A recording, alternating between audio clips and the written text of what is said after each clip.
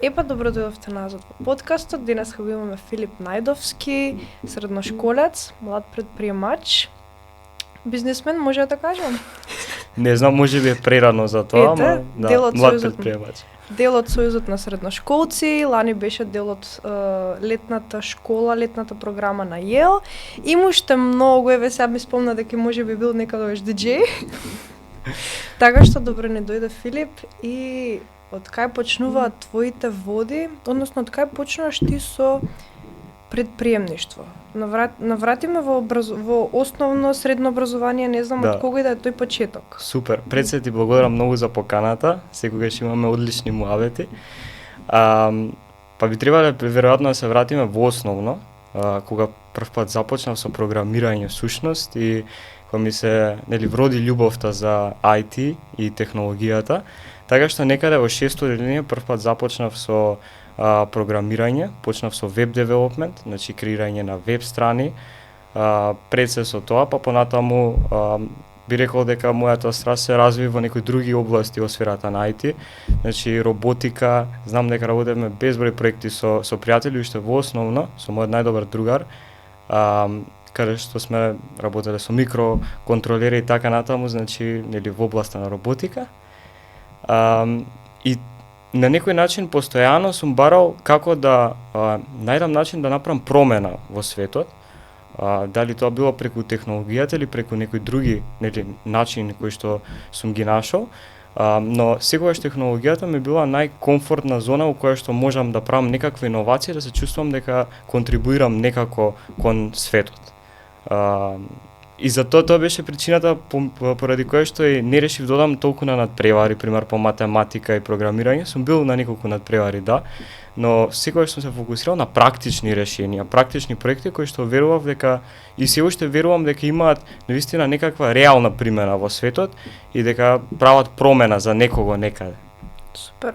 Сега за ти да стигнеш до тоа мислење, веројатно од некаде почнеш. Кој е моментот кај што викаш технологијата е мојата комфортна зона и дали, например, ти било тоа наметнато од некој од родители, најчесто е тоа, леле, биди програмер, да имаш пари понатака, или пак, не знам, интересно ти било, си играм игрици и тераш понатака со програмирање, седиш на лаптоп, на телефон и куцкаш и правиш промени.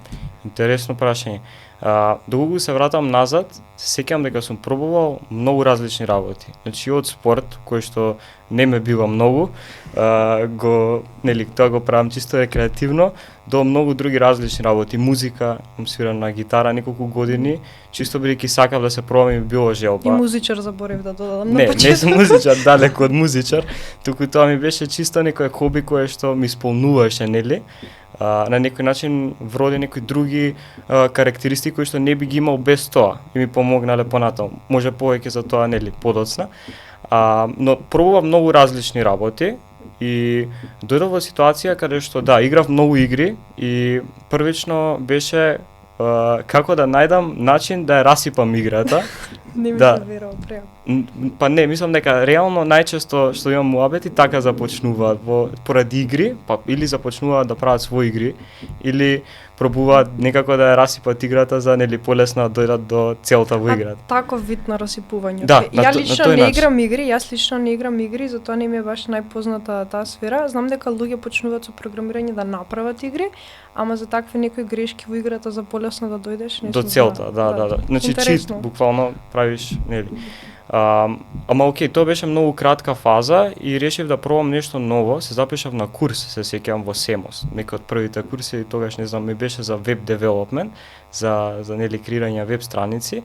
И видов дека е нешто интересно, можеш да создаваш нешто. Од секогаш како дете сум имал имагинација за најразлични бизниси. Значи, нешто кое што се навраќам назад, ако се навратам од сега назад, нели да видам нешто карактеристично за мене, дека сум анализирал најразлични бизниси уште како мал. И ми било интересно да замислам во позиција да, нели, водам некој бизнис или слично. И тука со помош на тоа што научив како се прават веб страни, имав можноста практично сам да креирам нешто. И понатаму почнав во училиште, знам, мојот професор, односно наставник ме процени тогаш дека сум доста добар за таа возраст. тогаш запознав во тој период и со мојот најдобар другар во основно и заедно почнавме да правиме училишната веб страна, да работиме на многу други проекти во училиштето од нели технички аспект и така натаму. И со текот на времето почнавме да одиме по тие некои надпревари, да правиме некои нели роботи, за сеќавам направивме автомобил кој што можеше сам да се движи и така натаму, меѓу нашите први проекти, малецка играчка нели со сензори. И се случи короната. Нешто кое што дефинитивно ќе го памтиме до крајот на нашиот живот. Да, мислам дека на сите и како поединци, како општество ни го има живот пред короната, има живот после короната како се променил. И тоа е многу интересно за секој, така да која е таа сега твоја приказна после, тоа е за време на короната и после тоа. Окей, ајде вака, короната беше некој период каде што многу мислеа дека е крај на светот, посебно на почетокот, нели кој излегува оние сериозни страшни видеа од Кина, како се шири вирусот, како напаѓа и сето тоа навистина беше безизлезна ситуација, барем на почетокот. Никој не очекуваше дека толку брзо ќе се најде вакцина, решение и дека ќе се сопре. И престана училиштата, целосно, значи снема наставата во училиштата, што представуваше еден навистина сериозен голем проблем тогаш. И тука се појави можеби мојот прв практичен проект на повисоко ниво, така го наречам. Тоа време беше наречен ОДАС, се уште постои ОДАС, но сега малце поразлична структурата и организацијата. Но во тоа време ОДАС значеше Online Dream Academy of Science и всушност вклучуваше средношколци, ја бев единствено од основно училиште, интересно. Некако успеав да се поврзам со нив, бидејќи секогаш се дружели со постари од мене, преку врски. Да, преку врски. И дојдовме до идеја да се направи една платформа која што ќе се споделуваат видеа од страна на средношколци за средношколци. Значи се правеа видеа по различни предмети, математика, хемија, биологија, сите оние предмети кои што ги опфаќа средното образование. И таа платформа беше јавна, секој можеше ти да дојдеш, да видиш, да отвориш, окей, сакам да видам таа и таа лекција по тој предмет. И можеш да гледаш анимирани видеа кои што беа направени од твои врсници. Доста интересен концепт. Тога работевте чисто волонтерски? Апсолутно беше само волонтерски, значи не беше нон-профит беше. Немавме начин да заработуваме, дури и вложувавме, значи тие што бевме основачи во организацијата, самите вложувавме и го финансиравме проектот. Значи вие сте били уствари основачи на самата организација. Да, види, не дојде во тој период не дојде во ситуација нели да се регистрира, сето тоа бевме доста мали. Да, ма неформално. Неформално постоеше под бренд име ОДАС. И тоа беше можеби првиот проект каде што јас нели можев да ги искористам моите способности за да креирам нешто кое што некој друг го користи. Стварно го гледам. Да, во меѓувреме сум правил веб страни можеби за некои пријатели што имаат свој бизнис и така натаму, но беше прв пат да земам да направам нешто свое од нула и да нели да стане нешто кое што им помага на останатите.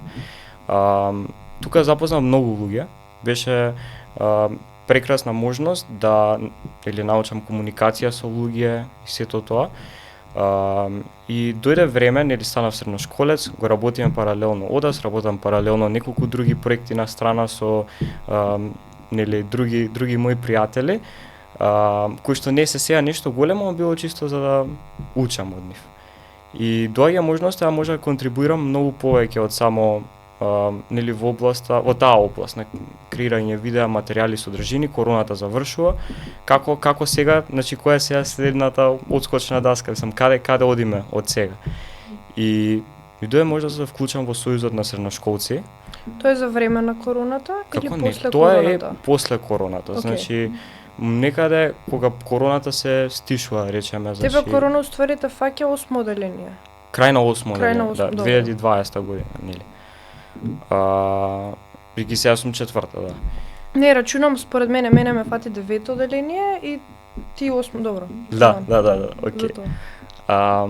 И дојде можност да се вклучам во сојузот на средношколци, каде што навистина имав можност во овој период од 4 години да се вклучам во најразлични иницијативи, значи од креирање на младински политики, предлог закони и така натаму, до најразлични национално развојни стратегии кои што кажуваат како државата ќе се движи во наредните 20 години, така натаму, од аспект на дигитализација, економски развој, предприемништво, екологија и нели најразлични области.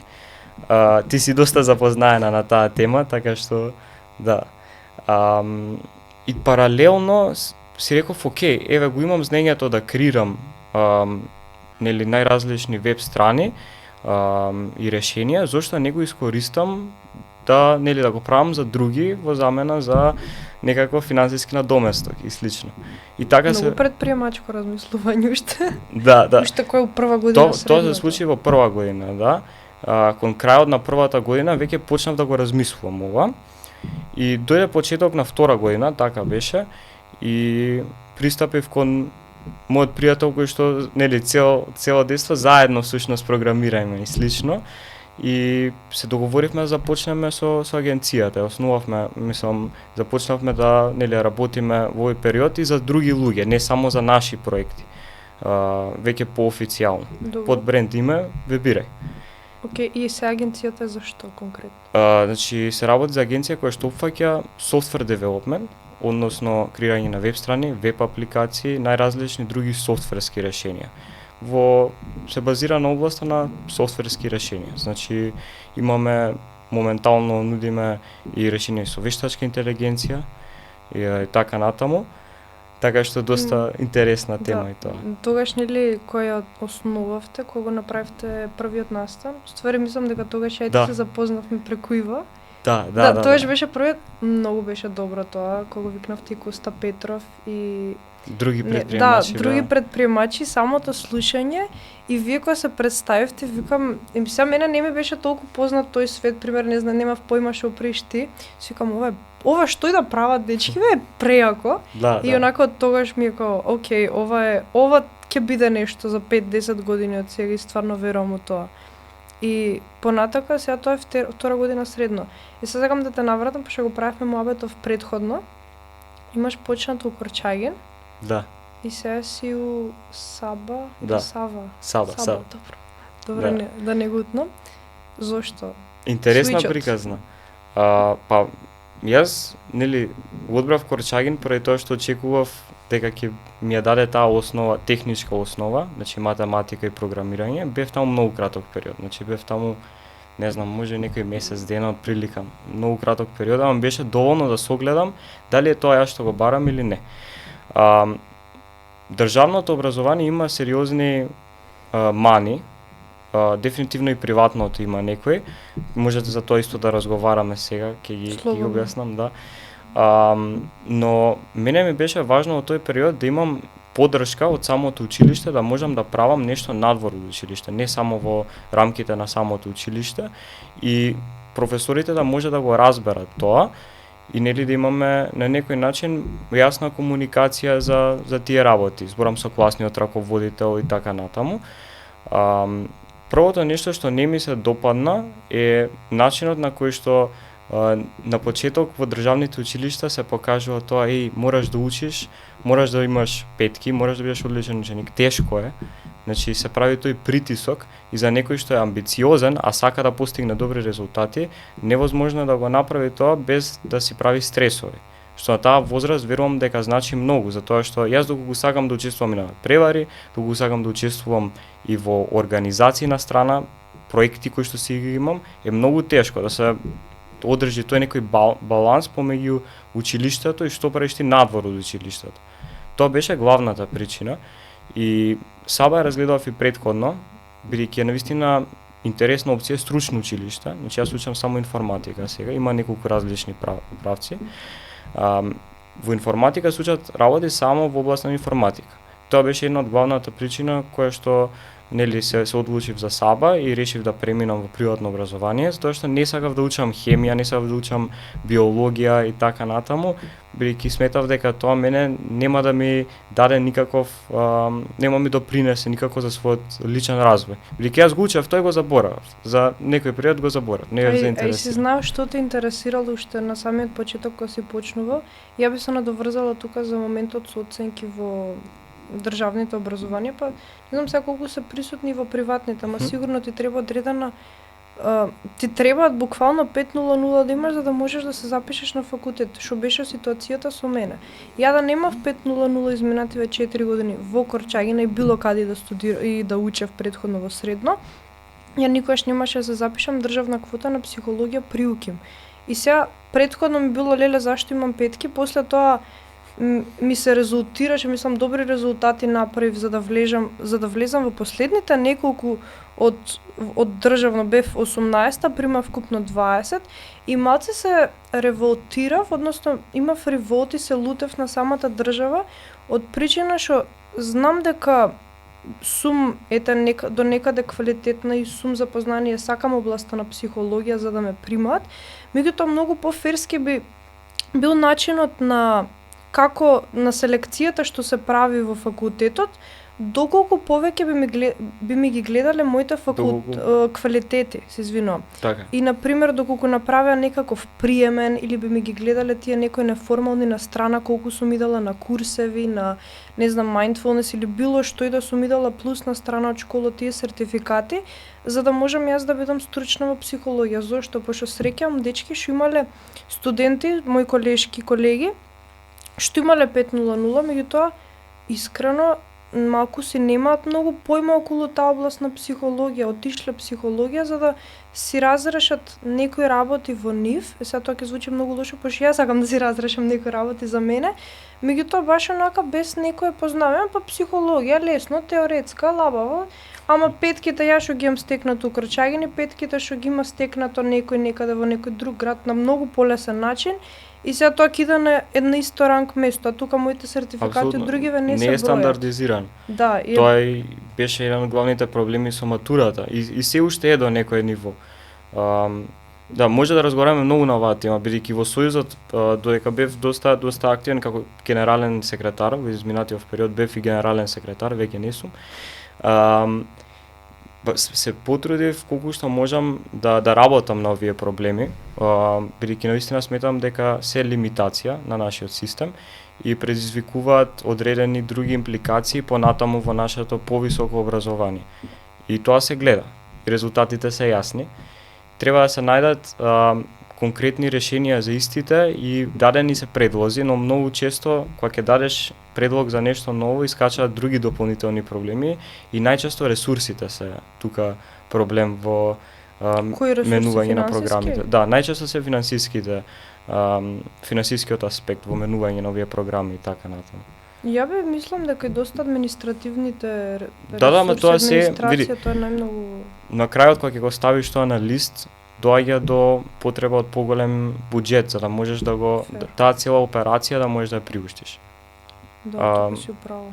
Инаку да, тоа е главната разлика што се огледа помеѓу државните и приватните е дека во приватните работат многу повеќе на soft skills, што се нешто есенцијално од огромна важност за некој кој што сака во иднина да стане зрела личност. Значи од нас се очекува на 18 години ние да бидеме активни граѓани во општество. Тоа значи да може да плаќаме сами нели да ти даде некој платница, да можеш да платиш во банка. Да можеш да знаеш што е данок доколку работиш некаде, како се пријавува, како функционира тоа и сите тие работи, гласање, значи од огромна важност, бидејќи на 18 години треба да гласаме. Сите тие работи некој начин нашиот образовен систем ги испушта. Ги вклучува во одредени предмети помалку, значи има граѓанско, ако не се лажам, образование. Да, се нешто ќе го кинувале, историја? Не, тоа е новата концепција сега која што искочи, ама тоа е друга тема, сосема друга тема. И ние во Сојузот работевме, имаше еден тим кој што работеше на нешто наречено Белата книга. Тоа е документ кој што вклучува предлози за како ќе се смени образованието во областа на финансиско образование, граѓанско образование, дебата и мислам дека беше медиумска писменост, што е исклучително важна тема. Знаеш, се случуваат сите овие настани, важно е како луѓето ги перцепираат и колку разбираат суштинското значење на што точно се случило. Значи има деца на 17-18 години не знаат што е сатира. Пример. Што е? Сатира. Што е тоа? сатирична вест. Окей, Да, добро. да, да. Окей, знам што е тоа. Да, да. И сега кога ќе искочи вест и пишува сатира, многу луѓе ја сваќаат, знаеш, озбилно. И тоа е еден од проблемите кои што се случуваат, а приватните училишта имаат начин да го направат тоа во самата програма, исто така надвор од самата програма која што ги опфаќа конкретно само предметите кои што се изучуваат. Значи ние имаме многу настани на кои што одиме од самото училиште, многу Еразмус проекти, значи во годината можев да отидам барем еднаш кај Еразмус проект за предприемништво, за IT, за многу други работи на кои што сум присуствувал. Праксата, значи имав можност да идам 2 недели на пракса во Шведска работам. Како беше тоа искуство? Одлично. Мислам дека дефинитивно life changing во однос на тоа што се учат многу различни перспективи, како функционира различно општество, како функционира приватниот живот таму и како функционира професионалниот живот. Значи тоа се огромни разлики кои што може да ги дискутираме со денови.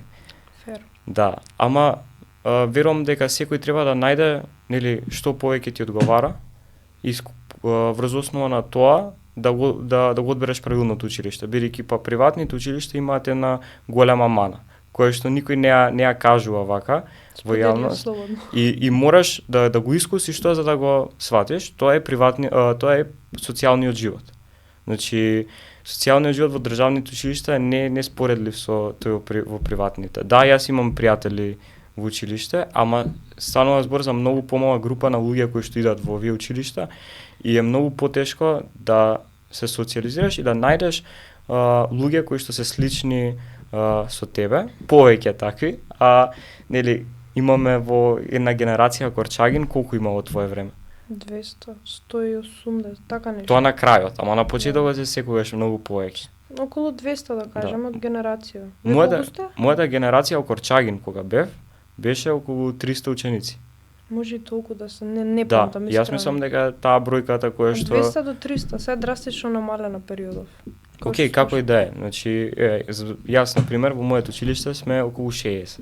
Така што е огромна разлика и сега има позитивни страни, кога си ти на час имаш само 20 луѓе, интерактивен час, фокусиран, многу повеќе индивидуално може самиот професор да ти даде индивидуален пристап и сето тоа, но има и сериозни последици.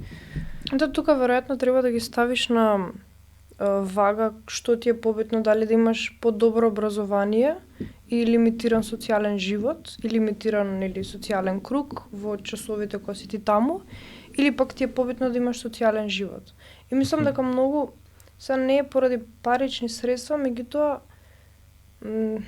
што сакам да кажам, и треба секогаш да се прави некаква жртва, да кажеме, односно дека треба од нешто да се откажеш за да направиш нешто друго, тоа не важи само конкретно во образование, туку во секоја цел што си ја задаваш. Апсолутно.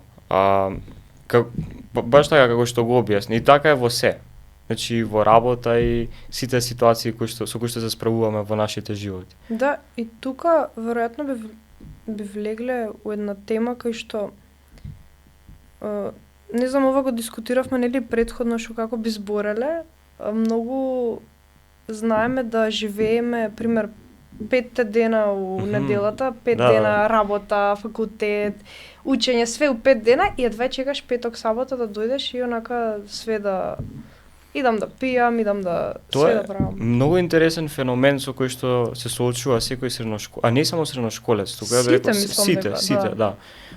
Тоа е ситуацијата каде што сите чекаат да дое викенд, сите чекаат да дое петок или сабота, што ќе правиш петок, ајде ова правиме, тоа правиме, што ќе правиш сабота, или кои се плановите за лето, сите чекаат да дое распуст, значи без разлика дали е зимски, летен распуст, празници и така натаму, а сите забораваме дека ние всушност живееме и во другиот остаток од неделата, тебе треба да ти биде исполнет со работи кои што сакаш да ги правиш, и ти исполнуваат на начин кој што ти дава дополнителна мотивација и сатисфакција да продолжиш со денот и со неделата. Да, и секој ден да уживаш. Да.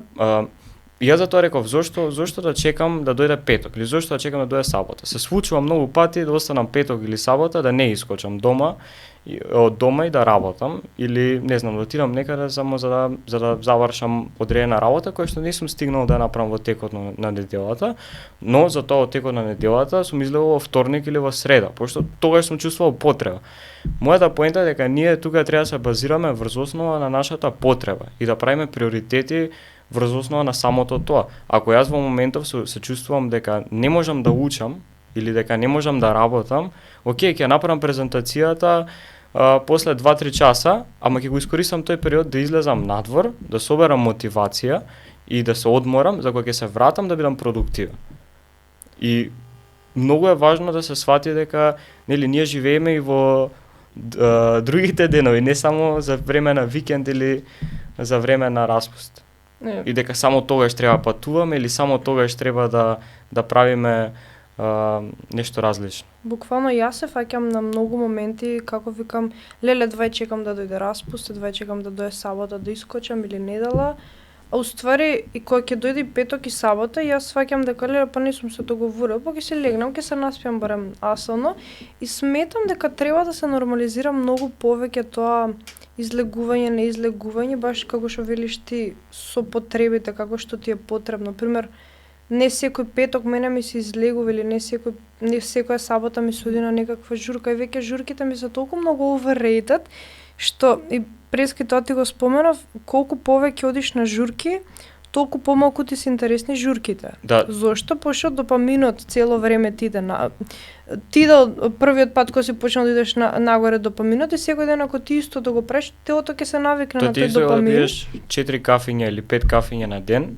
И телото се адаптира, да. Така. И едноставно, ако идам на журка, ќе идам еднаш месечно или еднаш од 2-3 месеци, ќе ми биде најако ќе си поминам. Така. И гледам на журки онака колку, мислам, сега ја многу огромниот човек што иде на журки, ми сум била еднаш два пати од 2-3 месеци. Меѓутоа, онака луѓе идат на журки се на телефони. Мене тоа страшно ме иритира. И сега чекат маце ќе се напијат, па тогаш поише ќе почнат да играат. Луѓе, и као, играјте, као, не е толку сериозно. Телефонот тргни го на страна, дома можам да бидам на телефон. Да. Многу интересна ситуација е тоа, која што сум ја приметил ја, имаше многу интересен рил кој што ми искочи пред некој ден, беше споредба Ибица пред неколку години и сега, во некој од најпознатите клубови таму. Значи, пред 10 години не можеш да видиш човек да седи на телефон, да снима воопшто. А сега, нели сите сме ги виделе оние снимки кои што искачаат на социјалните мрежи, од журка има диџеј, во позадина сите се со телефоните си да снима. И ствари не уживаат во моментот. Да, не уживаат во моментот и многу често се случува тоа и едноставно мислам дека можеби треба да работиме на тоа да научиме како треба да уживаме. Тоа е една многу важна тема, која што е многу важна и за амбициозните луѓе, кај често пати сите амбициозни луѓе сакаат да стигнат до целта, што често и забораваат, нели во процесот додека стигнат таму треба да уживаат и дека секој миг исполнет со работата за да стигнеш до таму е всушност уживање.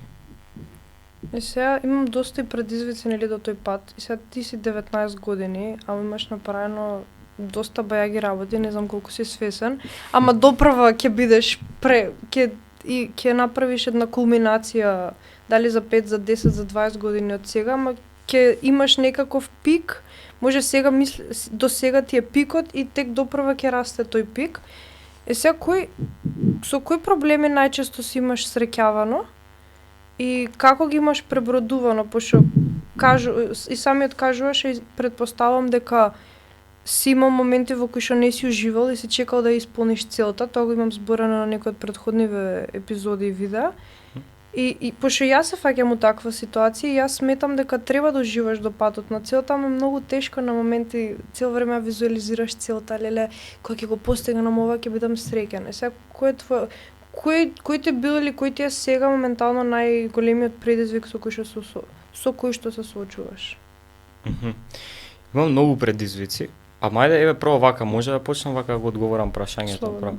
За да можеш да ги поминеш тие предизвици, мораш навистина да ја сакаш целта и дури некогаш да си правиш илузии дека тоа е реално. Затоа што многу често луѓето околу тебе ќе ти кажат: "Еј, имаш само не знам, 16, од 18-19 години, ова што сакаш да го постигнеш не е реално во ова општество или често пати ајде ова у Македонија нема шанси да успее. Пример, многу често.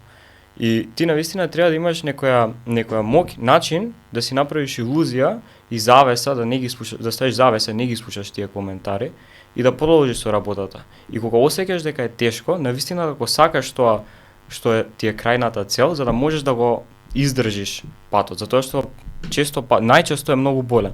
Без разлика што и да е таа цел, не е лесно да станеш добар во нешто и да стигнеш на врвот. Далеку од тоа дека јас сум стигнал на врвот сега, ама сакам да кажам дека тие цели кои што сум ги имал често биле исполнети со многу предизвици и пречки.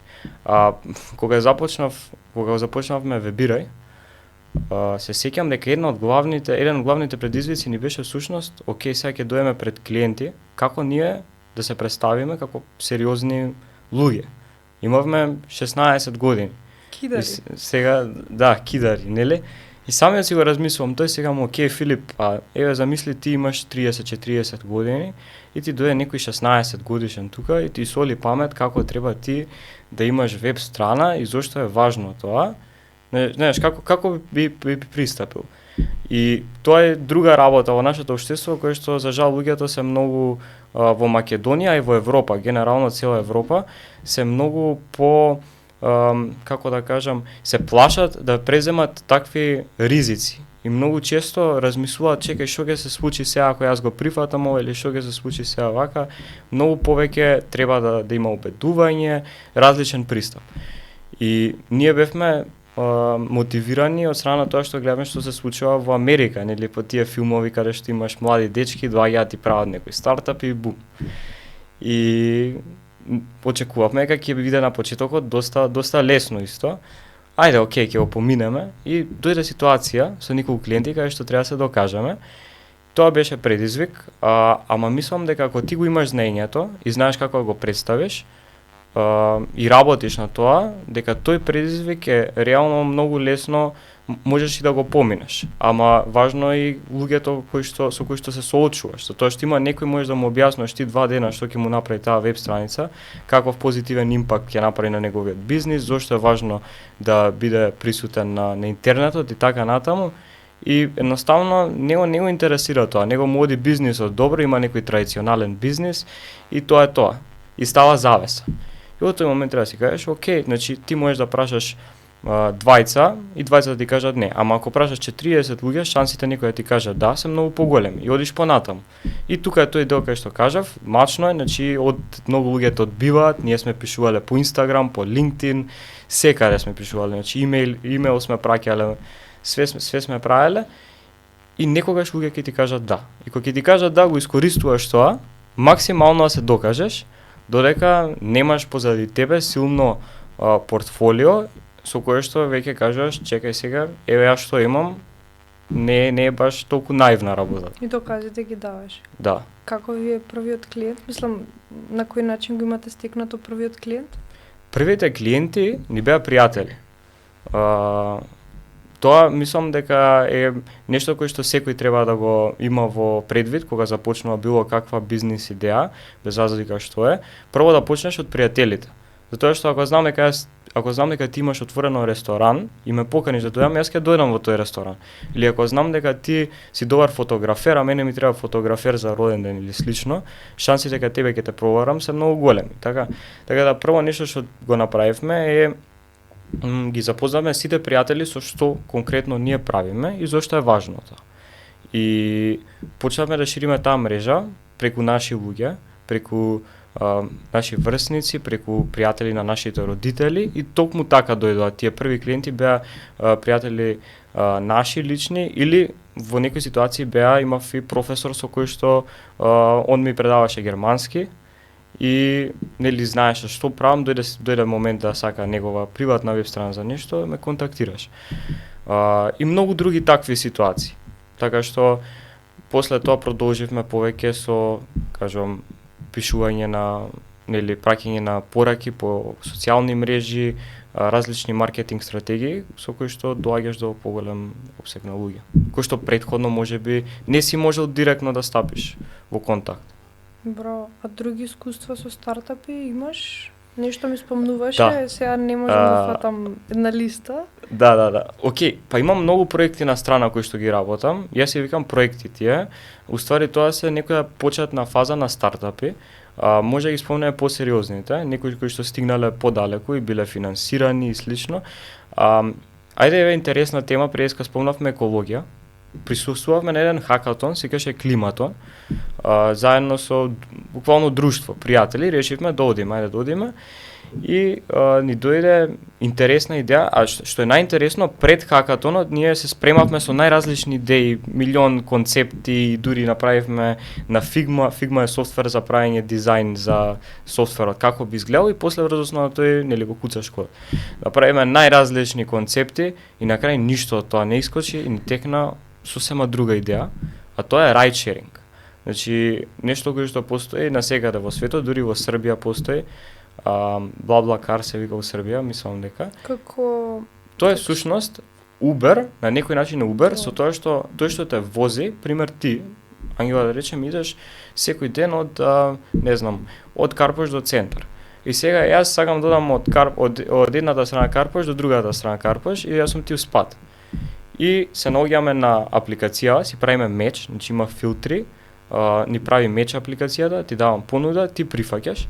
Тоа значи дека ти, да речем, во одредени денови од неделата, кога ќе се договориме, ќе ме возиш, кога нели имам потреба. И јас во замена за тоа, финансиски ти давам нели одредена сума на пари. Значи имаше, не знам, имавме некоја формула, многу беше комплицирана според цена на бензин, не знам како одеше, многу комплицирано беше.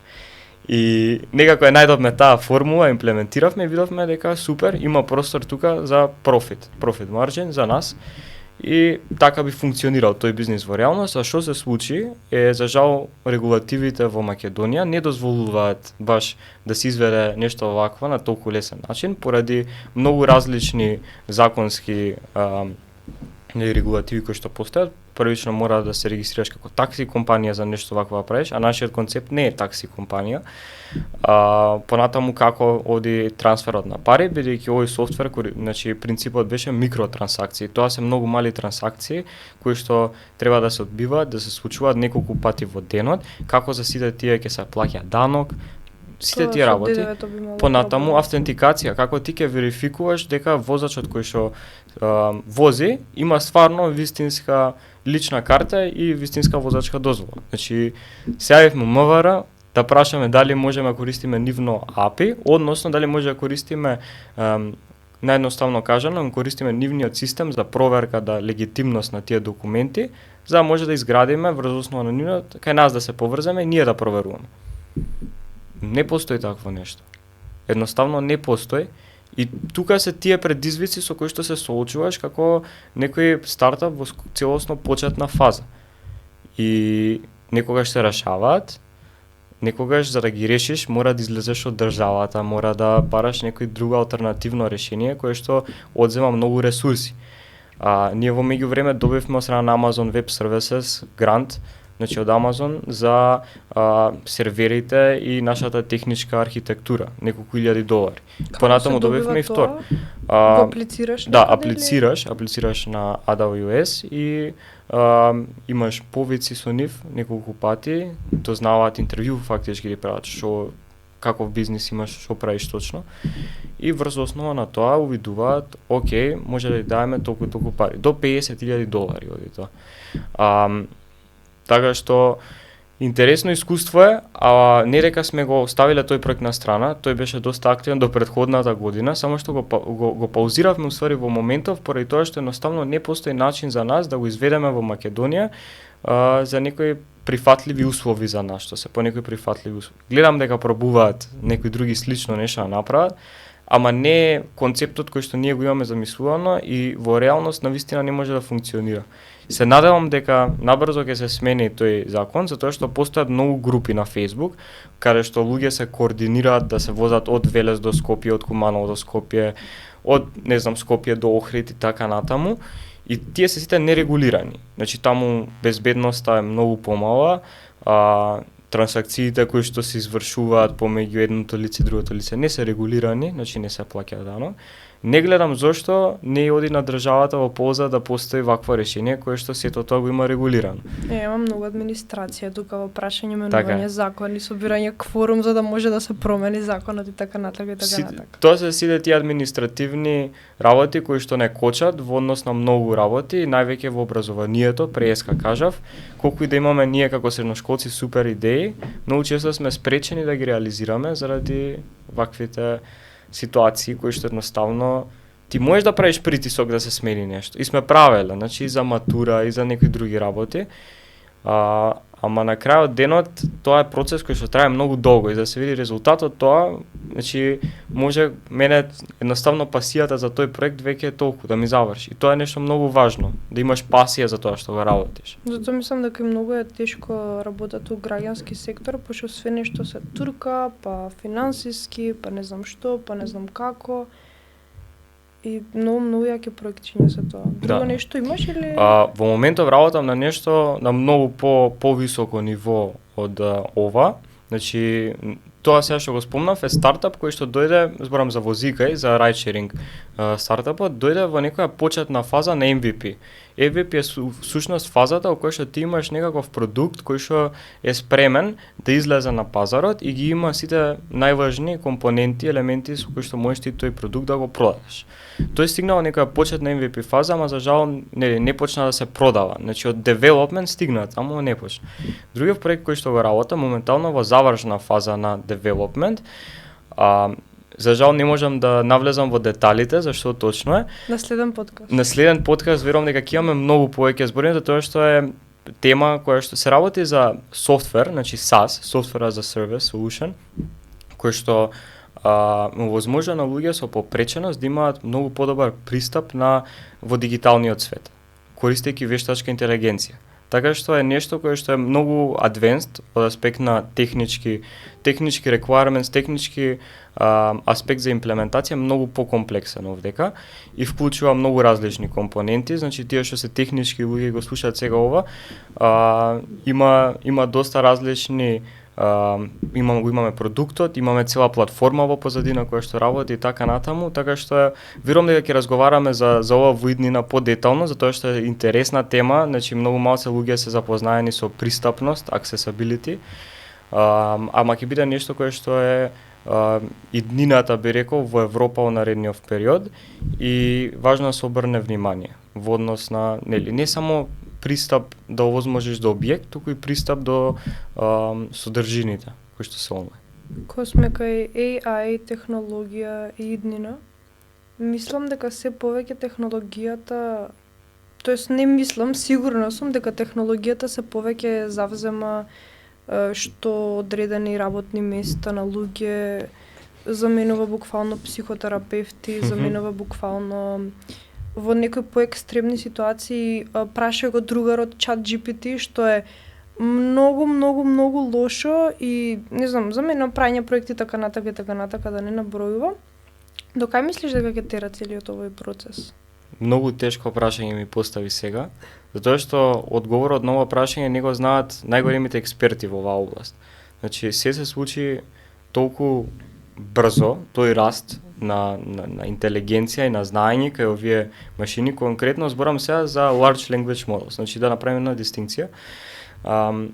Има огромна разлика помеѓу, да кажеш ти само вештачка интелигенција, значи general intelligence, AGI, има сосема, например, large language models е сосема нешто друго, многу мал компонент од тоа. Large language models. Значи тоа се всушност овие платформи кои што се сега многу популарни, како ChatGPT, DeepSeek искочи баш пред колку беше 1-2 недели, го сруши, едноставно смени начинот на кој што луѓето размислуваат за вештачка интелигенција, цела берза, значи имаше огромни падови. Доста интересна тема, но нели тоа е друго.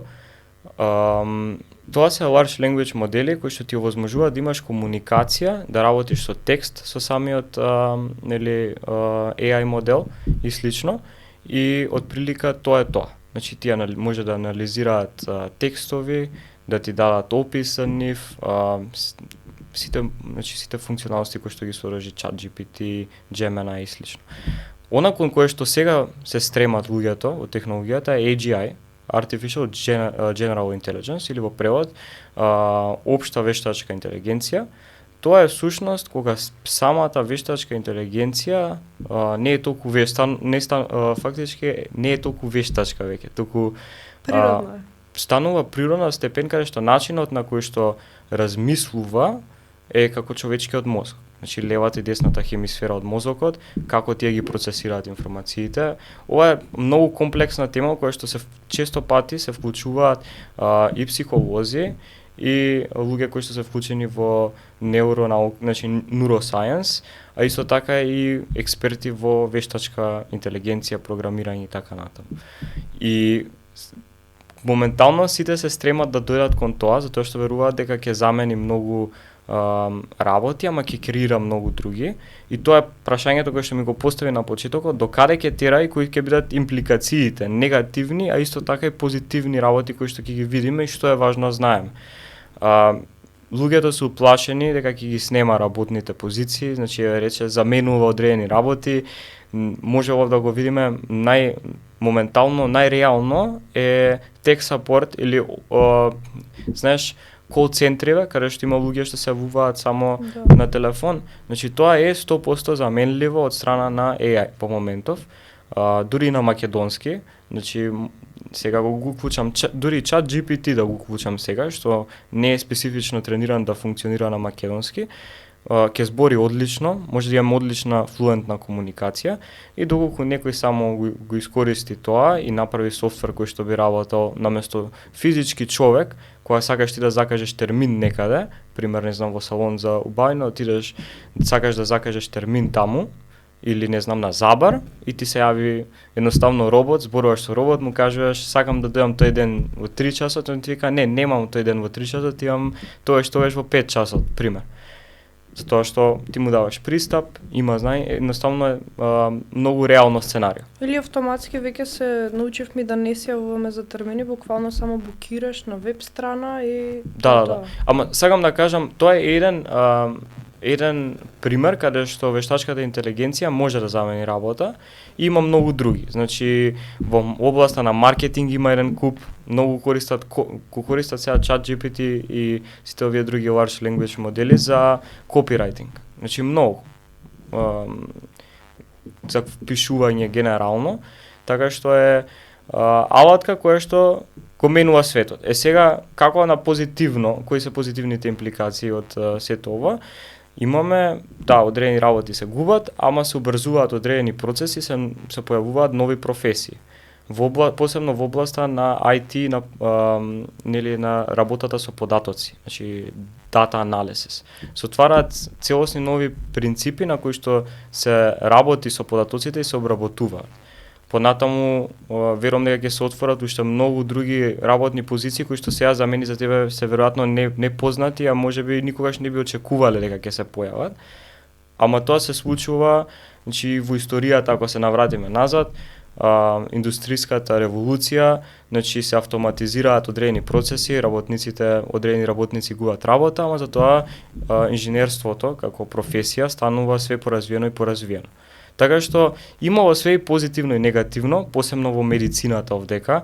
Нешто што читав во моментов што е многу актуелно е како се користи вештачка интелигенција за препознавање на рани болести, да се креираат индивидуализирани третмани за одредени болести. Па се верува во иднина дека со овие machine learning модели дека ќе се дојде до некое решение за сериозни болести кои што бараат индивидуализиран третман, канцер и така натаму. Сето ова не е потврдено, ама е имаме еден голем прашалник и големи можности овдека и ние кон тоа треба да се спремиме. А она што е важно за сите нас, како граѓани и луѓе, е да знаеме како да ги користиме овие технологии во нашето секојдневие. Веќе сигурен сум дека си запознаена со тоа дека сите користат ChatGPT за препишување домашни, пример, земаш ти ја изгенерира цела домашна и само толку треба да ја препишеш или есеј некој или така натаму. И тоа е буквално едниот начин да го користиш, кој што ќе те направи да бидеш по-глупав, така ќе се изразам, имаш другиот начин кој што ќе те направи да бидеш по-паметен. Можеш да го користиш да учиш. Значи, ChatGPT е одлична алатка која што јас лично користам секојдневно за да учам. Пример математика, имам задача што не ми е јасна и не можеш да ја решиш со помош на фотомат за да ја провериш дали ти е точна или со помош на некоја друга алатка која што служи софтвер за проверка на решение. Пример, ако решаваш интеграли или некој advanced математика, понапредна, ChatGPT може одлично да ти објасни чекор по чекор и како да дојдеш до решението и ако имаш прашање успат, чекај, а зошто овдека подели, зошто овдека помножи, го прашуваш, ќе ти даде детален опис. И не плаќаш премиум фотомат. Како? Да не плаќаш премиум фотомат. Да. Види, во некои ситуации можеби ќе треба да платиш за ChatGPT Pro верзија, ама како и да е поинтата ми е таа алатка и бесплатната верзија од самата алатка е многу, можеш да користиш за многу други работи кои што ќе ти допринесат на тебе за да се развиеш понатаму. И тоа е многу важно да знаат луѓето како да ја користат, затоа што ти си многу запознаена со глобално затоплување, пример. И многу други кризи со кои што човештвото ќе се соочи во наредниот период. За сите тие кризи имаме десетици години кои што нели не делат помеѓу да се случи нешто такво, да дојдеме во некој пик на нешто такво и ситуацијата кај што сме сега. Само да кажем, имаме период да размислиме, да направиме технологија, да развиеме, да најдеме начин како тоа да се спречи и да почнат полека стратегии за спречување на исто. Со вештачка интелигенција во рокот 5 години од сега ќе видиме драстична промена и тоа е моментално најголемата криза според мене која што се случува. Тоа што луѓето не се запознаени со тоа како правилно да ја користат. И тоа се пренесува понатаму и на помалите деца, почнуваат од мала возраст да ја користат. Најновава генерација од 2025-та, мислам дека се викаше Мета, ако не се лажам. Не сум сигурен. Мислам дека да. Океј, извинете ако грешиме, да. Се надевам дека е така. Таа е AI генерација. Значи, како што ние сме биле полудигитална, мојата генерација, и твојата, мислам дека. Да, толку 2004. Дигитална, ма не сме од самото раѓање со таблети. После нас што е огромен придонес и многу, ова е мојот иден план да јас моите деца првите 7 години они не да бидат AI, они ќе бидат Pro AI генерација. Да. Ама ја многу би сакала и стварно ми идејата да ги воспитам без некакви таблети, бидејќи не сметам, ама научно докажано и секако докажано е дека ти кога родителите имаат доста често нетрпение во однос на децата и пример детето ќе почна плаче, не знам, по ресторани, еве ти го мами телефонот и овоа гледа игри. И моментот кога ќе му се одземе телефонот за да направи нешто, за да, не знам, да игра со играчки или не знам, жмурка како што сме играле, тоа дете не знае како да реагира, ќе почне да плаче и тука природниот раст, биологијата која што ние ја познаваме и ја знаеме, тука пропаѓа се во вода. Моментот со screen time кога е на 8-9 сати детето прво мене не ми трае толку телефонот, значи тоа е ненормално. Па на батерија ќе си го стават и тоа е тоа, после градинка или после школа одма на телефон. Тоа не е здраво прво за очи, автоматски за мозокот, се развива депресија, анксиозност и моментот кога нема да му се даде и физичка активност, светлина, кој што вели Ендрю Хюберман, прво нешто што треба направиш кога ќе станеш од сабајле, светлина да погледнеш у светлина, не у синава светлина на телефони. И тоа мислам доста клучно. Сега тоа е мојот план за моите деца и верувам дека некогаш ќе се оствари, ќе видиме за, не знам, за 10 години од сега. Ќе ни кажеш тоа. Ама тоа е мислам дека најнегативниот дел од технологијата, додека позитивни има доста, може да ти помогне за многу работи, за концепти правење кои што ти понатака треба да ги докреираш, за да бидат малце пооригинални. Не пооригинални, ама поавтентични, да не бидат на ChatGPT dependent. И некои такви ситници. Значи, извини, посебно моментот каде што спомнавме healthcare, значи здравство, ама и не само здравство, во нели примерите што ги дадов за диагноза и за третмани и за така натаму, туку пример проектот на кој што работам моментално луѓе со попреченост. Значи иновации во таа област е многу тешко да се излезе со некаква иновација која што прави суштинска разлика кај тие луѓе. Со помош на вештачка интелигенција можеме да направиме многу иновации кои што на тие луѓе им ги менуваат животите. И навистина има многу да се разговара на оваа тема само по себе. Така што јас ги гледам сите овие нови технологии што искачаат, нели секако се гледаат импликациите. Има негативни работи кои што ќе ги согледаме со текот на годините и веќе ги гледаме, ама има и многу други позитивни. И од тебе зависи како ќе ги искористиш. И можеби тука треба да се обрне внимание. Тоа е тоа кое што го потенцирам со години во образование и секаде, дека треба да им се некако да се направи да се пренесе тоа на децата, на средношколците, па и тие што се во основно одделение, да знаат зашто ја користат нели секоја алатка. Конкретно да знаат што добиваат, што губат. И не само за алатки, туку и за све друго во животот, да бидат запознаени зошто го користам ова, какви се негативните импликации и што добивам. Значи критичко размислување. Тука директно влијание имаат родителите, пошто ти како ќе си воспитан првите 7 до 15 години од животот, со тоа ќе работиш понатака поголемиот дел од животот, не знам ако не те стресна нешто па се освестиш.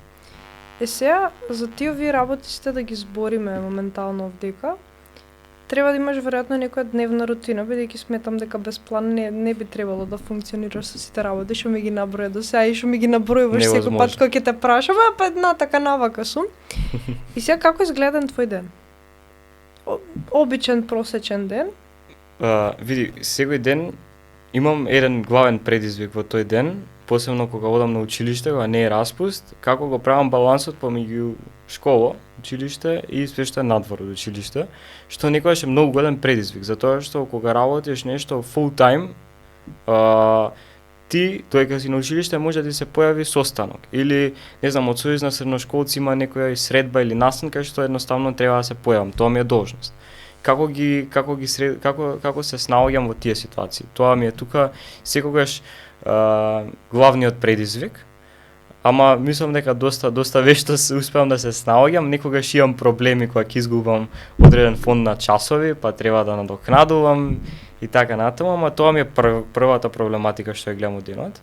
Второ, најбитно ми е како да најдам време за себе си, затоа што пред една година точно се соочив со проблем кај што сватив дека едноставно, ако не оставаш време за себе си, едноставно не можеш да продолжиш да работиш, да го правиш тоа што го сакаш.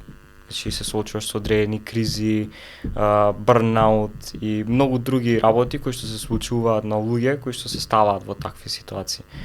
Така да, тоа ми е најбитно, да знам како ќе си ги распоредам врските во училиште, да знам како ќе си ги распоредам врските со работа и како ќе најдам време за себе си во тој ден. И најчесто изгледа вака, одам на училиште прво, секогаш кога имам време во школа да поработам, го користам максимално, затоа што после школа планот ми е најчесто одам да вежбам или одам да работам, па после тоа вежбам. Моментално одам само тератана, тоа ми е единствен спорт кој што го правам во овој период, ако ќе затопли сега. Нешто што многу сакам да го правам е возење велосипед и тоа mountain biking. Наистина спорт кој што не можам у моментов баш да ги опишам правилните чувства за истија, затоа што е нешто многу различно од било што друго.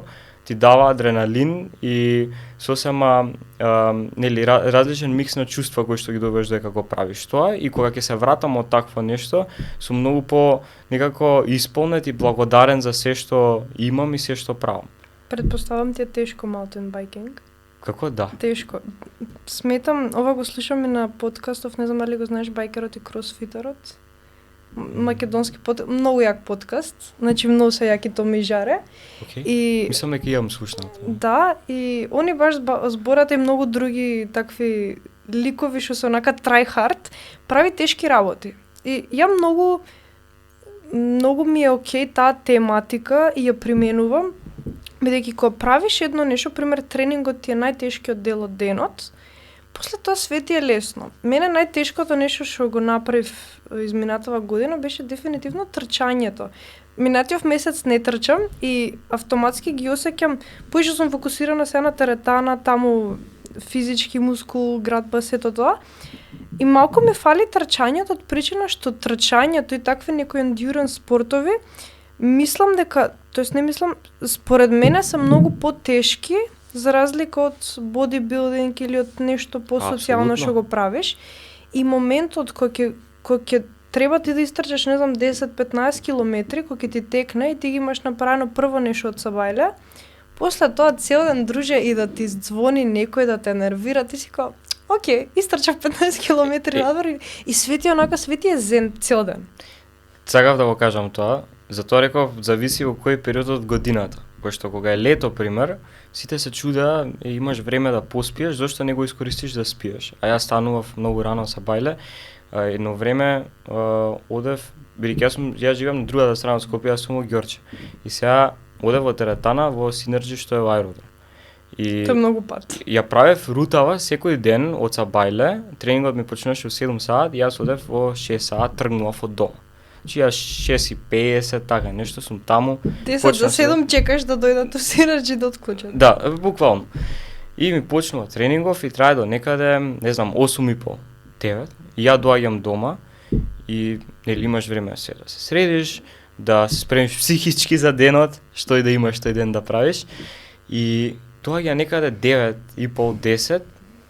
А ако пробаш на некој да му се јавиш, шансите, зборам за нели за мои врсници средношколци, шансите дека спие се огромни. И во тој момент го добиваш тоа чувство, преска многу баво го објасни, и знам точно што зборуваш, и видиш што имам направено јас до 9 саат, додека другите спијат, и тоа, самото тоа викаш, чекај, од Сабајле ја имам направено, види колку работи имам направено, додека некој не направил ништо. И го правиш најтешкиот дел, како што кажа, во денот, и си исполнуваш со стимулација, мотивација, продолжиш понатаму со сите други тешки задачи што имаш во текот на денот. Ти дава едноставно моќ да можеш да се бориш против било кој предизвик. Тука имам две работи да додадам. Многу луѓе ми викаат, не можам ја да станувам, не сум утренски човек, не знам што, не знам како. Моментот, ако ти го немаш испробано, тој здрав живот, барем минимум 5 дена да Ети да не стануваш рано, мете нека првото нешто ти... Не, нека биде станување рано. Стануваш рано, ги завршуваш ти обврски тренинг, здрава исхрана пред другите, почнеш после работа, факултет, школа, што и да е. Никогаш нема да го знаат чувството кое ја и ти сега го зборуваме. Пошто на човек не може да му биде јасно, па вие шо прават сега муабет. Нема да му биде јасно за кое чувство станува збор, пошто некое чувство толку нака е зависнички, адиктинг. Баш адиктинг. Значи, после тоа зависност, после тоа ја секој пат, секој ќе станам после, не знам, 8-9 саат, имам периоди кај што станам секој ден 5-5,5, 6. И не можеш, и луѓето природно се чудат. Да. И врсници, пример, ти си еден од ретките што не се чуди, као најнормално ни е тоа. Ама, пример, некои луѓе, односно повеќето од 90% од наша генерација е као, what the fuck, стануваш у 6 сат, си легнаш у 9. Мако, да, тоа е интересно. И стварно е интересно кога ќе станеш за вале 6, идеш в теретана прв таму си со сите луѓе што се многу постари од тебе, ма гледаш дека се некои јаки бизнисмени, си као, вау, го видов оној. Интересно е да можеш да отидеш во 6 сат во теретана. Теретаната која што сум сега отвара во 6 сат и тоа е сосема друго искуство. Значи, во лето го имав пробано, значи гледаш само неколку луѓе во теретана и знаеш дека тие луѓе што се таму дефинитивно имаат сличен мајндсет со твоја. И не знам, интересно е тоа, нели, што го кажа, кога ќе сватиш дека тебе денот ти започнува многу рано и дека сушност додека некој друг се уште одмара и спие, ти веќе си го почнал, си го завршил можеби најклучниот елемент од тој ден, пошто нели здравието тоа што е најбитно нешто за секој. Без него нели веќе ништо не е важно. Изминатава недела, онако од склоп на околности, и не знам, јас се разболев пред 2 недели, па моите, па онака Тоа сите исто околу мачи мене, вирус. сите околу мене онака нешто болести, вака така, и сега ја например многу полесно пројдов, мислам многу полесно. Малку подобар recovery имав, подобар опоравок, за разлика од другите што пример не се хранат до толку здраво, не внимаваат, не се вежба. И мислам дека тој има многу доста огромен удел во моментот за разболување, опоравок и баш тие бенефити можда сега не ги осеќам ни до толку и знам дека не сум у таа некоја кулминација во која што сакам да бидам, ама за 5-10 години од сега знам дека ќе ги осеќам и сакам да кога ќе остарам здравје Боже, пензија, да можам да се движам и да не биде она леле сега лежам ја у кревет и сега не знам што, чекам внуците, чекам ќерка ми и син ми да дојдат да ме однесат од кревет до тоалет. Јас искрено не си го посакувам тоа на себе си и многу си посакувам да можам да искочам и ако не трчам, барем да идам да пешачам, знаеш, онака пензионерско пешачење. Мене толку ме мотивираат пензионери кога ќе видам на кеј, па трчат, па тоа е, онака сум ко преако. Вака сакам да бидам ко, that's my goal. Или во теретана кога ќе видиш некој. Да, леле, толку е мотивирачки, онака самиот момент. Не знам, баба еднаш ме прави, девојче, ја користиш ли машината? Викам, не, слободно може да се менам. Така убаво ти доаѓа, па кога ќе им направиш некој мовет, па кога ќе ти кажат некој совет, и многу ти дава надеж дека последните неколку години од животот нема да ти се, не знам како да кажам, нема да ти се у кревет поминати, у болници, особено со нашиот здравствен систем што не ти дава. И тоа е многу, не знам, пребитно да се сподели и колку поише да може да збориме на темава и тука и на подкастов и на надвор со врсници, со неврсници, дека тие се така ствари се гради здраво општество. Така е. Многу важно. И не знам дали си имаш соочено, например, сигурно се критикуваш себе си.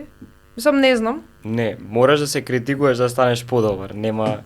И како изгледа твој разговор со себе си? Ама тешко прашање ми постави сега. Утекот на денот, што пример, се погледнуваш огледало, миеш заби и сега што си кажеш на Филип огледалото? Добро прашање ти ова. Посебно направа личност го постои, пошто јас секогаш кога имам слободно време да го правам, ова го правам. Зависи, не знам, тоа нешто како зависи од денот, зависи што ми се има случено тој ден. Многу пати мислам дека сум можел да направам повеќе од тоа што сум направил. Пример. Иако јас, значи, кога ќе се навратам назад, кога ќе ги земам сите, нели, околности, нели, во обзир, што би се рекло, и сваќам дека јас сум направил све што можам, ама едноставно има момент каде што викам, окей, можеби требаше вака или можеби требаше ова да го направам. Се критикувам најчесто за однос со луѓе, можеби. Највеќе заради тоа. Тоа што често правиме грешки во комуникација, и тоа е нормално и мислам дека цел живот ќе го правиме, затоа што никогаш е многу тешко да ги процениш правилните емоции на човекот со кој што зборуваш или во каква ситуација е тоа и ќе кажеш нешто што ќе го повреди, ама ти не си сакал да го повредиш, си сакал баш напротив да направиш некаква стимулација кај него или знаеш, ова го зборам сега од аспект со комуникација помеѓу мене и колегите со кои што работам или слично. Понатаму не знам, можеби бидејќи на многу теми се критикувам, дефинитивно би рекол тоа дека најчесто. Фер. Не знам, еве ти. Може ќе ми текне уште нешто. Ја обично кога сум сама дома, на пример, ја носи правам обед сама со себе и ќе почнам и си составам уместо дека ја направам некој подкаст у глава и си зборам со мене што ми е, како ми е периодов. И сега, например, од Сабајле, гледам да биде попозитивно, кај го згазиме дено, знаеш, све, јака сум, све тоа. И сега има моменти кога критички многу се поставам, пример, Ангело, можеше да бидеш болјувава, баш онака второ лице, и јај сега правиме план шо и како понатака. И периодов гледам да не сум толку многу строга кон себе, од причина што цело време ти што викаш ќе има нешто подобро да направиме. Да. И гледам да си поставам малце по-реални цели, цели кои што можам да ги исполнам у текот на денот. Пошто се дешава ќе направам огромна to-do листа од 15 таскови, од кои што ќе ги исполнам само 5, а тоа било реалното 5-6 било реалност и тие 10 ми се како пролонгирани, уствари не требало да ги пролонгирам, туку требало само да ги наместам за друг ден за да се осеќам поисполнето и се критикувам тука периодов најмногу за тоа. И исто многу добро, мене многу добра критика ми влијае дор трчам. И ако ја трчам, ако сакам да дам све од онака добар тренинг да направам, ја морам да се пцујам себе си. Мене тоа ми беше грешка на полумаратонот, што јас си го заборев мојот мовет со себе си на полумаратонот. Значи ја имав одредено време у глава и прва трка ми беше, значи прво ти е дадена рутата, сама како ти е дадена рутата на самиот полумаратон, така и треба да трчаш. Така. И ја цело време си давав интересни рути на мене и требало изгледа претходно досадни да си дам за да може да ми бидат досадно глави да го навикна мојот мозок да биде досаден. И што се случува, мене како што почна таму, не знам, 13-14 километар, мене таква криза, почна маца ноза ме бола, вака така, и викам, маца ќе застанам. И тука беше пешачење, трчање, пцуење, тоа никаде го нема, си викаш, ај Ангела, ќе го истрчаш, само да стигнам до целта. Тука заборив да се критикувам, а например да се критикував, да се пцуев цел пат до крај, до 21-иот и таму 0,97 километри, ќе извадев боле резултат и многу боле ствари. И сега направиш, тоа ти предизвикува притисок или? Па да, маце притисок да се, пошто ти у момент кај што сете боли, мора да направиш притисок, ти немаш, полека Филип, полека Ангела, ќе биде се. Немаш така, у моменти мора да се искритикуваш, пошто без критика да си жив и здрав, ама никаде баш ќе цупкаш у една комфорт зона и ништо, никош нема да поместиш, а тоа многу зборат и на други подкасти. Како самата мускулатура на самата природа наша тоа го кажува. Ти за да пораснеш мускул мора да претрпи одредена како се вика, не сакам да се изразам погрешно. Одреден притисок да се искинат мускулните влакна. И па ги кинеш мускулните влакна моментот кога си ставаш притисок на себе си, односно главата, кога ги кажеш нешто, не требало така, поишиди и уствари на тој начин расте мускулот, растеш ти. Така. И најчесто тренерите кои што се фитнес тренери помагаат највеќе во тој дел. Барем моето искуство било такво со фитнес тренер. После одредено време ги учиш вежбите и ги знаеш кои се. Ама да има некој тебе тука да ти прави психички притисок. Ајде, можеш уште еднаш, уште 2 пати, 3 пати. Одма различно. И да можеш тоа сам да си го предизвикуваш уште подобро. И затоа реков преска кога зборевме за сите овие работи имаат некакви сличности на кои бизнисот и фитнесот и сите тие работи, бидејќи доаѓањето до целта е на некој начин многу слично. Имаше многу работи кои што сакав да ги споменам додека збореше. Едно од нив е структурирање на цел. Бидејќи го спомна неколку пати нереалистична цел и така натаму, ја мислам дека можеби не постои зборот нереалистично, не постои фразата нереалистична цел. Поентата е во тоа како ги структурираме целите. Значи ти ако имаш една крајна цел која што е доста висока, треба да почнеш од сите мали цели кои што ќе те донесат до таа крајна цел. Тие што ги нарекувам јас мали цели, се сушност ти што ги нарекуваш реални. Сушност тоа се работи како milestones, така може да ги наречем, не знам кој е буквалниот превод на македонски за тоа, некои pit stops што ги правиш до крајната цел. И сега како што ги завршуваш едно по едно, добиваш дополнителна мотивација да продолжиш да стигнеш до крајната цел, која што можеби е нешто многу повисоко од првата, например, која што имаш зададена. Тоа многу е важно како ќе си ги приоритизираш и наместиш самите цели. Се согласувам и имаш една многу интересна инаку статистика, вика полесно е да станеш милиардер отколку милионер. Ова го прочитав на, не се сеќавам сега кој беше точно портал за некој многу познат голем, дали беше да Економист или нешто такво. Статијава се базираше на тоа дека зошто е уствари полесно, многу помал број од луѓето сушност се одлучуваат да стигнат до некоја многу поголема цел. Помалиот дел од луѓето решаваат уште на почетокот да се поголемиот дел од луѓето уште на почетокот да се откажат од самата цел. И ти тука остануваш многу помал број на луѓе и ти дава простор да бидеш компетитивен. Тоа звучи многу добро, а тука ми да се надоврзам, многу е лесно, пример, и у Македонија да се пробиеш на некој начин. Тоест, многу е лесно реално и во светот. Моментот да стануваш ти у 6 сабајле на 19 години или на 16, а другите 90% од таа генерација да не го прават, автоматски те носи во горните 10, во топ 10% од светот. И после станува збор за ситници кои што прават разликата. Да, и исто така клучен момент е да се насочиш кон една конкретна цел која што ствари ти сакаш да ја постигнеш. Сега го збориме теоретски. За пракса да видиме резултати ја и ти, ќе биде за 10 години од сега, за 15 години од сега, ќе правиме мобети тогаш здравје. И сега никогаш не знаеш кога што може да се случи. Буквално.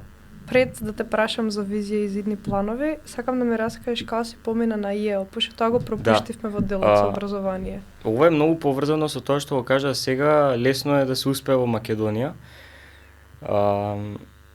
Дали е лесно или не, дискутабилно, и мислам дека е нешто кое што секој индивидуално треба да го одговори за својот успех. Не би рекол дека е лесно, а би рекол дека е полесно отколку да успееш во Њујорк. Значи, конкуренцијата е различна и за да го увидиш тоа, да сватиш уствари колкава е таа разлика, мораш да се најдеш во таква ситуација. Јел беше една таква ситуација за мене, меѓу некои други исто, каде што имав можност да бидам во круг на луѓе кои што се, значи, најдобрите од најдобрите во секоја област. И кога си од таков круг на луѓе, сваќаш, чекај малце, ова не е Скопје, ова не е Македонија, тука веќе не разговараме. Знаеш, имаш различно чувство на некој начин. Од една страна те мотивира, од друга страна те спушта, баш она што ви рекле, to the ground, те спушта до земја. Ego trip. Да. И Њујорк како град е град во кој што кога ќе стапнеш ти, кога ќе ги видиш сите облакодери, сите луѓе кои што се околу тебе, во метро кого можеш да запознаеш и се однесува како сосема нормален човек, што на крајот сите сме луѓе и треба да го сватиш тоа. Целото тоа е како премногу во моментот да го како кажам, да го абсорбираш. И ел како искуство самото по себе беше такво, значи имав некои неверојатни можности да запознам професори кои што се многу успешни во академскиот живот, но и многу успешни во бизнис сферата. И да разговарам со нив на најразлични теми. За самите деца кои што ги запознав таму, од средношколци од цел свет, значи запознав луѓе од Азија, од Америка, од Европа, од секаде, со најразлични погледи на светот и најразлични знаења во најразлични области. И сега кога имаш ти такви ресурси достапни, да не зборам за сите ресурси кои што самиот универзитет ги нудеше во текот на летната програма, многу е важно како ќе ги искористиш и што ќе абсорбираш од сето тоа. Мене ми се рефлектираше тоа многу интересен начин, како што кажав, ме мотивираше многу, затоа што видов дека има многу подобри луѓе од мене во многу различни сфери, од кои што можам да научам. И сум научил многу од нив. А исто така јас сум имал некои карактеристики кои што другите ги нема. И тоа исто така беше добро за заедницата, затоа што на некој начин даваш назад нешто од кое што другите може да научат. И таму всушност во тие ситуации сватив некоја најголемата разлика помеѓу американскиот систем на образование, европскиот и овој што е кај нас. Технички нашиот е многу сличен со европскиот, иако имаат поише ресурси, земјите членки на ЕУ. Најголемата разлика е што во Америка овие институции се фокусирани на креирање на заедница. Односно, заедница од каде што јас ќе те мотивирам тебе, кога ти ќе бидеш доле и обратно. Че секој е лидер и секој на свој начин ја стимулира таа заедница и таа самата си се одржува. Нешто што е многу ретко да се види, па дури во Европа на европските институции. Затоа што пристапот на американците кон образование е целосно различен. И за мене тоа можеби беше нешто најинтересно да се анализира во текот на тие неколку дена. Пример е, не знам, кога на факултет имате, да речем, имате предавање и после предавањето ве собираат 10 души, 15, во една соба ве стават и викаат, окей, сега дискутирајте за што сте слушале на самата обука. Никогаш тоа се прави само преку неформално образование. Да. Не, на кафе не се дискутира сигурно лекцијата после факултет. Добро сега, окей, ама Зависи. зависи со Да. кој седиш. Не, шала на страна, поентата ми беше дека такви некои работи за мене беа многу интересни, на почетокот ми требаше време да сватам зошто се прават. Тие breakout sessions, така ги нарекува. Значи имаше посебни семинари на кои што дополнително интерактивно работиш за нели самата лекција. И сите се поврзани некако, за да можеш ти критички да размислуваш за нив и да дискутираш. И сега јас бев ставен во ситуација на некој од нив да бидам на лекции на предавање за филозофија. Пример, многу интересно предавање, да, троли проблем.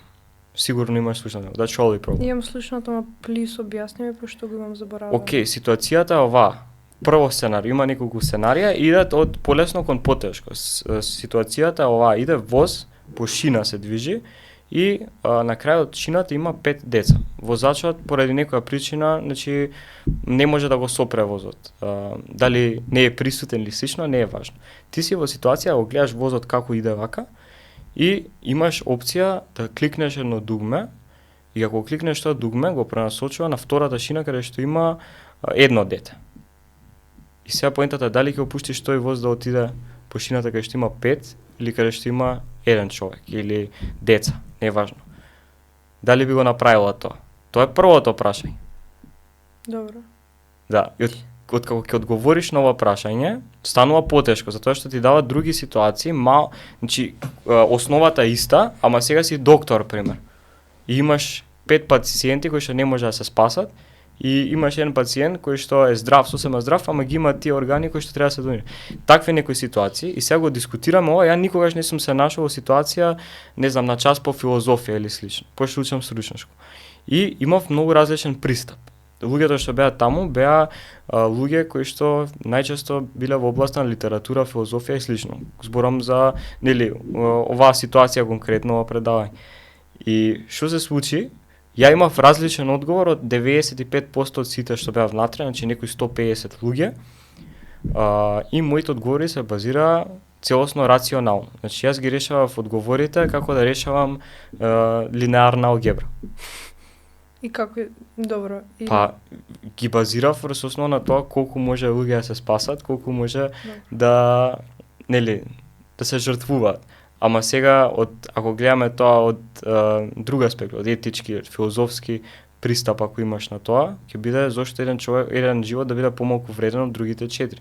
Или од кај знаеш тој човек утре каков импакт ќе направи на светот или може да промени живот. Значи ова беа дискусии што трае со сати и дојде човекот кој што предаваше, беше значи реномиран професор кој што со години предава на Йел, учествувал во многу владини проекти, самата влада го барала него да се консултира во некои операции каде што требало да се направат сериозни одлуки. И ти ги имаш тие луѓе тука, зборуваат пред тебе и после тоа имаш можност да зборуваш со нив, да им поставиш прашање, да дискутираш целото предавање интерактивно, значи креваш раце, кажуваш и ќе те прашаш зошто гласаше сега за или зошто гласаше и ќе слушнеш некој од позади ќе почне да се буни или нешто, па со него дискутираш и целиот тој концепт на интерактивност и на крајот каде што ти ако смееш да кажеш што сакаш и никој нема да ти каже еј не е така.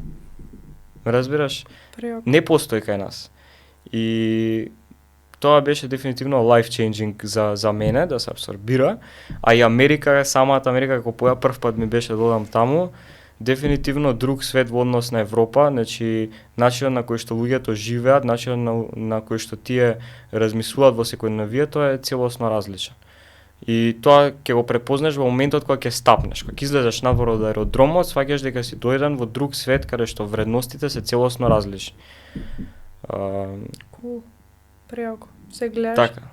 Кај се гледаш за 5-10 години од сега? Може да Америка тука? Многу тешко прашање, пак многу Сите тешки прашања ми ги поставуваш сега. Види, шала на страна, тоа е дилема во која што се наоѓам се уште. Бидејќи секое место има нешто позитивно. Европа има едноставно една убавина која што не може да се замени никаде во светот. Америка исто така преубава, има преубави места, Азија исто така.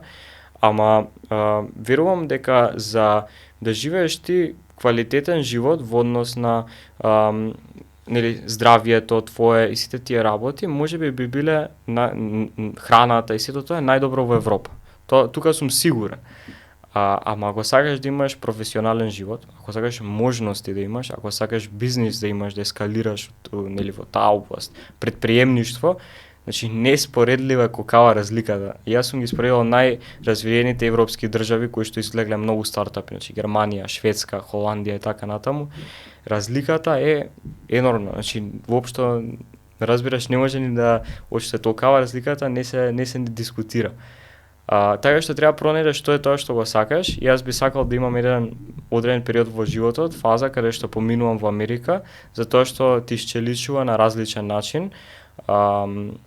Единствено што не ми се свиѓа е што воопшто нема емоции, значи кај луѓето се гледа дека се многу нели посебно овие големи бизнис центри како Њу Јорк, Сан Франциско и сите тие градови каде што се каде што живее 200 на сат буквално многу брзо. Нема простор за емоции. И таму одиш да работиш, одиш да дојдеш до некое ниво и после тоа сите што го живееле тој живот се селат во Флорида или некаде каде што е. Тука е жртвата емоционалниот живот, уствари. Да, ама на нив не им пречи, пошто они се така се научени, така се спремни. Ти кога ќе дојдеш да зборуваш со него, гледаш дека пристапот му е различен. И тоа е тоа. Сега интересно е да го имаш тоа како вредност, да го некако вредност да го пиеш целосно, туку да го имаш како перспектива, да знаеш како функционира тоа и ќе изгради кај тебе одредени карактеристики што не може ги изградиш во Европа. А да не збориме за можностите што искачат. Значи на улица можеш со било кој да запознаеш или било која позната личност, сериозна личност, успешна личност да им приидеш, најверојатно ќе сакаат да ти дадат совет. Инвеститорите исто за стартапи и така натаму. Cool. Значи стартап Америка можеби. Сега од целиот разговор. Ова е the final question of it all. Што за тебе има смисла? Долго размислував на ова прашање. Се спреми ли? Да, се спремив. И преска спомнав малку оваа работа, ама за мене има смисла да уживаш во моментот и да бидеш исполнет 100%. Нешто кое што, како што кажав, многу често ние забораваме да го правиме во целата трка да дојдеме до таа цел. И кога ќе дојдеш таму, сваќаш дека окей, јас можеби сум требал да уживам повеќе во овие 2 години додека не дојдам ваму кај што сум, пример. И ете, тоа е нешто многу важно за мене, кое што порано не сум го разбирал, ама окей, верувам дека нормално не можеш све да знаеш на 19 години, има уште многу да се учи. Ама ете, да има смисла за мене да уживаш во секој миг од твојот живот, да бидеш исполнет. Кога ќе легнам навечер, пред да спијам, пред да ги затворам очите, да си кажам, окей, денеска го дадов максимумот од себе си, задоволен сум со резултатите од овој ден, задоволен сум од тоа што ми се случува, задоволен сум од својот живот. И можам сега да легнам да спијам. Супер, дефинитивно ја ќе се осеќам исполнета после разговоров и онака после денов. Филип, фала ти многу што гостуваше во денешната епизода и се гледаме следен пат со повеќе за стартапот и можда Америка. Ќе видиме, не се знае. Ти благодарам многу Штинечка за поканата, беше задоволство како и секојаш да се разговара со тебе. И да, се надевам дека ќе се видиме во наредно издание со многу повеќе. Толку од нас, Господ поише.